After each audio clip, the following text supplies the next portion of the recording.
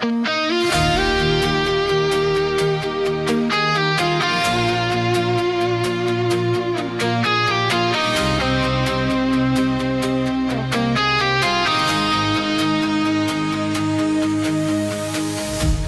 skryf hierdie brief eers aan myself, want ek moes leer om weer my eie stem te hoor, bo die geraas van ander se opinies. Aan myself, ek het probeer stil bly, ek het probeer verstaan, ek het myself kleiner gemaak, sodat ander gemaklik kon voel, en dit het my stukkend gemaak. Ek het begin twyfel aan my waarde, aan my vrou wees, aan my reg om ruimte in te neem, by lag wanneer het seer was en geswyg wanneer hy wou skree.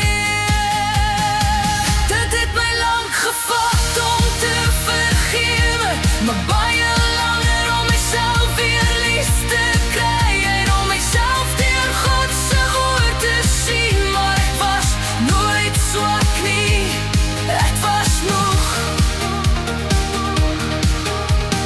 Moeg veroordeel, moeg verskinder, moeg vir mense wat oorluister op my kom bær het, aan die wat gedink het al woorde is net pruitjies of 'n grappie, julle woorde het gewig gehad, julle vryster se tekens gelos, julle opinies het my laat voel asof ek te veel is, of soms nie genoeg.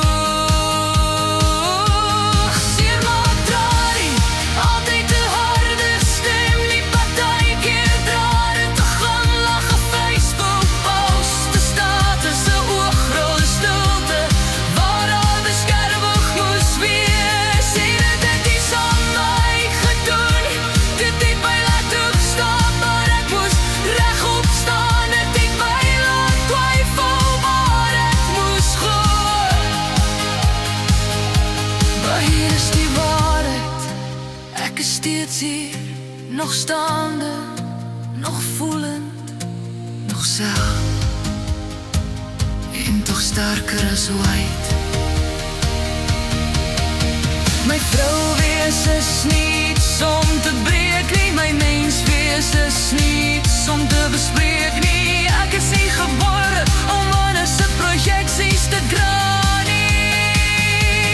Van vandag af kies ek myself, kies ek grense, ek kies waarheid vol goedkeuring, ek kies vrede vol verduideliking.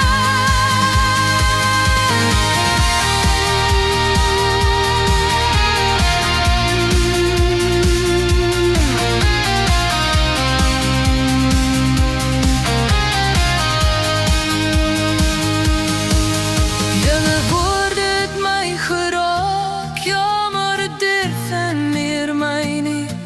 Ek weet nou wie ek is, en dit is